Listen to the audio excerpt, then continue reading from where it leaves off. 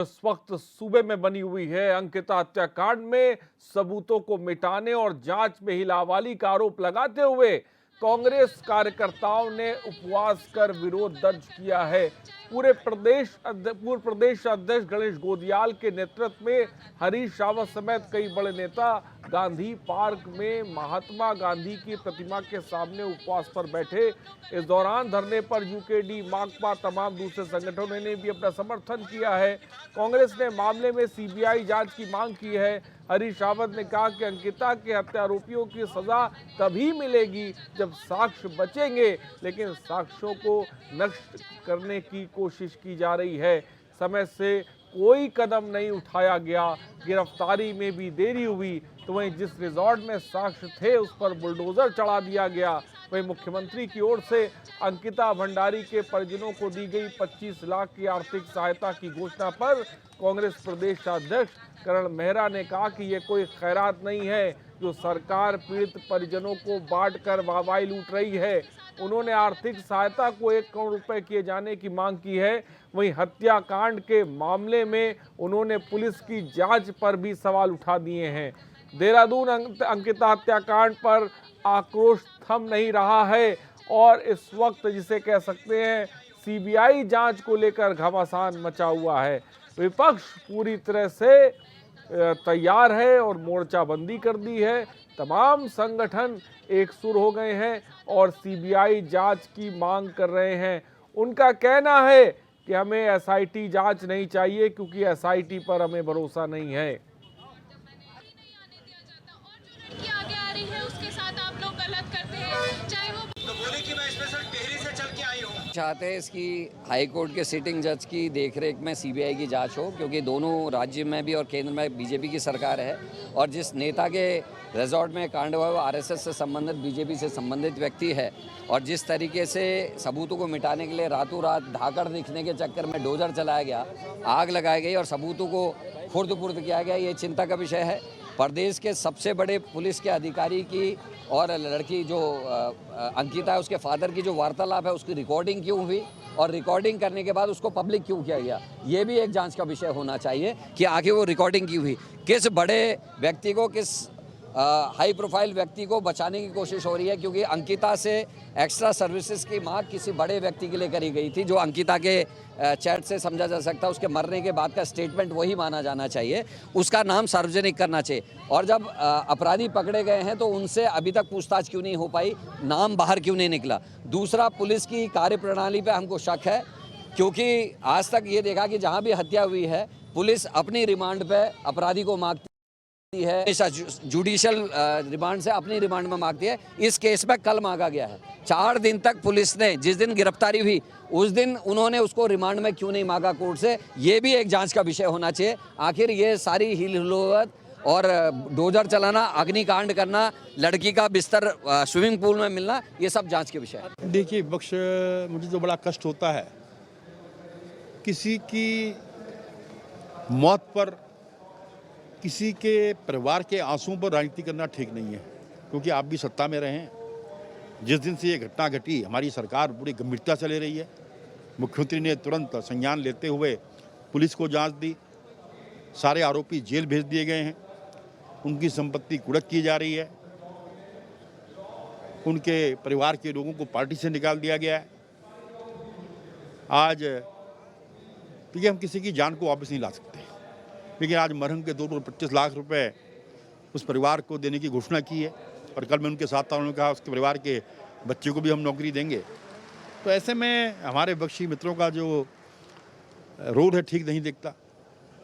मैं उनसे कहूँगा, राजनीति करने के बहुत मौके आएंगे, लेकिन किसी की मौत पर राजनीति करें ये उचित नहीं है। ये बहुत इस समय साक्ष्य बचे हैं, अभियुक्तों को पकड़ने का नाटक नहीं बल्कि अभियुक्तों को सजा दिलाने का संकल्प झलके, पर पर्दा डालने का नहीं, बल्कि जितने बड़े लोग हैं जिनका भी संरक्षण है, वो वीआईपी जो कौन है, जो वीआईपी जो है हमारी बच्चों का यौन शोषण करना चाहता था, जब तक ये सारी चीज़ें स्पष्ट नहीं होती हैं तब तक आक्रोश झलकता रहेगा, लड़ाई सड़कों पर लड़ते रहेंगे।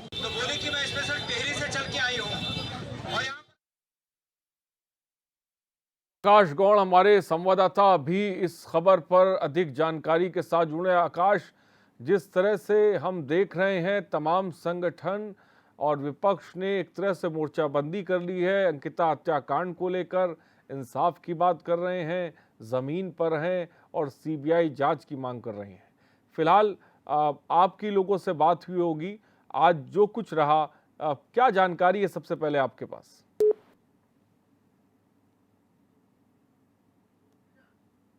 तो आकाश गौड़ से हमारा संपर्क नहीं हो पा रहा, हम उनसे जुड़ने की कोशिश करेंगे। फिलहाल तस्वीरें आप देख सकते हैं, पूरा का पूरा जो विपक्ष है और विपक्ष के साथ तमाम संगठन जमीन पर आ चुके हैं। अंकिता हत्याकांड को लेकर इंसाफ दिलाने की बात कर रहे हैं, उत्तराखंड की बेटी को लेकर, और ये बात कही जा रही है कि सीबीआई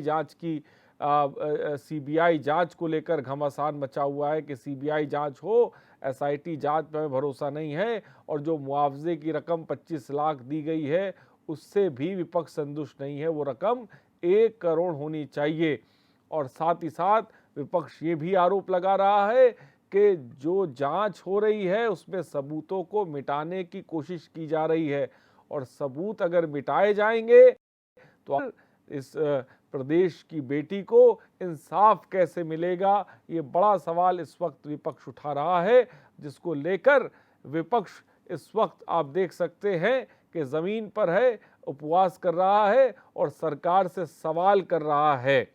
बड़ी खबर इस वक्त आपको बता रहे हैं, बीजेपी पर जमकर निशाना साधा है हरदा ने और तमाम कांग्रेस नेताओं ने, और सीबीआई जांच की मांग की और कहा है कि आखिर क्या समस्या है, क्या दिक्कत है जो सरकार सीबीआई जांच की तैयार नहीं हो रही है, एसआईटी जांच करा रही है।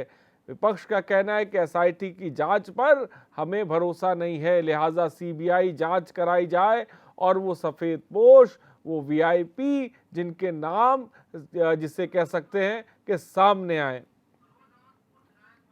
और मनोज रावत पूर्व विधायक कांग्रेस इस वक्त हमारे साथ जुड़ गए हैं। मनोज रावत जी, विपक्ष पूरी तरह से अंकिता हत्याकांड को लेकर एकजुट हो चला है, क्या चाहता है विपक्ष, मैं जानना चाहूंगा आपसे सबसे पहले।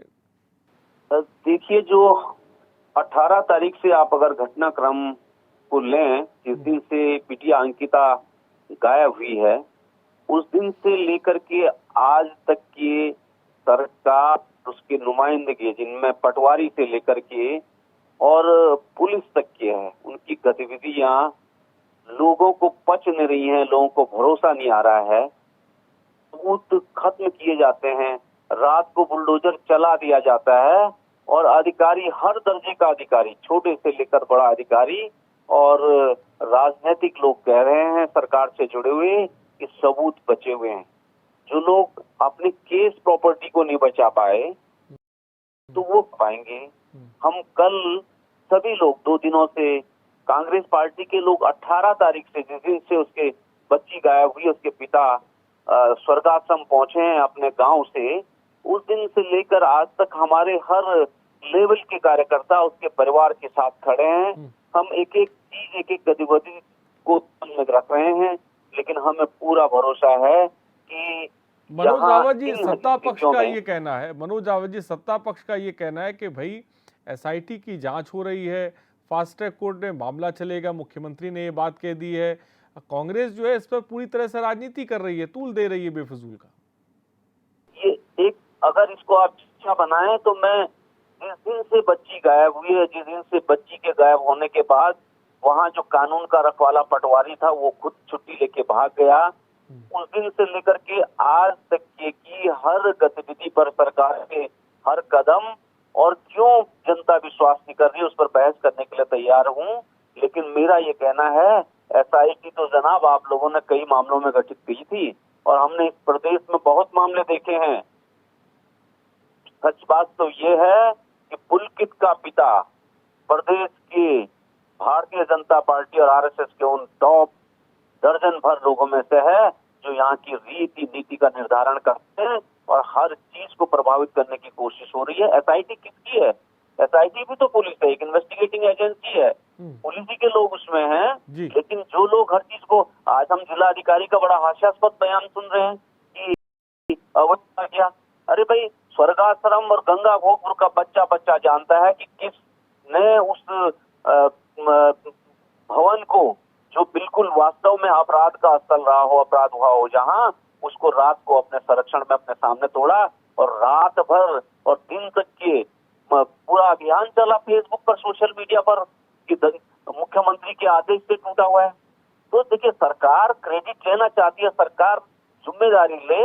और अगर निष्पक्षता चाहती, देखिए हम कल बच्ची के घर गए हैं, बच्ची के पिता की हालत, माँ की हालत हमसे देखी नहीं गई। गरीबी लाचारी को जन्म देती है और भारतीय जनता पार्टी और आरएसएस के लोग, आप सोशल मीडिया पर देख रहे हैं, उस परिवार को बदनाम करने की कोशिश कर रहे हैं। अगर मनोज रावत जी, सीबीआई जांच सरकार मान लीजिए नहीं कराती है, जांच पे ही रहती है, हमने देखा उपवास रखा आज विपक्ष ने, हम देख रहे हैं कि धरने पर बैठे हुए हैं, अगला कदम आपका क्या होने वाला है? ये हम सरकार के, हम वही कह रहे हैं कि हम पहले दिन से गुमशुदगी के से लेकर के अभी तक हर कदम को नोट कर रहे हैं। हम हर कदम के साथ जनता के बीच में जाएंगे, जन आंदोलन चलेगा। देखिए, अगर सरकार मांग नहीं मानती सीबीआई जांच, या तो सरकार करा सकती है या कोर्ट करा सकती है। हमने कल उनके पिता से भी आग्रह किया है कि वो हमको अगर लिख करके देते हैं तो हम उनकी कानूनी लड़ाई, हमारा दल कानूनी लड़ाई लड़ने के लिए तैयार है। लेकिन अगर सीबीआई जांच नहीं होती है तो हम उनके सरकार के और इन्वेस्टिगेटिंग एजेंसी जो भी है, एसआईटी, हम भी नजर रखेंगे और हम हर कदम का उस कदम का विरोध करेंगे जहां पर हमको शक होगा। हमसे हमारा अर्थ पूरी जनता से है। आज आप सोशल मीडिया साइट देखिएगा, लोगों की आशंकाएं क्या हैं। क्या सरकार की जिम्मेदारी लोगों की आशंकाएं शांत करना नहीं है? सरकार को अपने ही ढंग से चलना है? क्या एक बच्ची की कीमत 25 लाख लगा करके धामी साहब खुश हो रहे हैं? मनोज रावत जी, मुख्यमंत्री धामी ने कहा है कि मामले की सुनवाई फास्ट ट्रैक कोर्ट में होगी, इससे भी आप संतुष्ट नहीं है? फास्ट ट्रैक कोर्ट के लिए निवेदन कर सकते हैं, लेकिन फास्ट ट्रैक कोर्ट भी इन्हीं सबूतों के आधार पर, देखिए मामले को फिर से आप डिस्ट्रैक्ट करना चाह रहे हैं।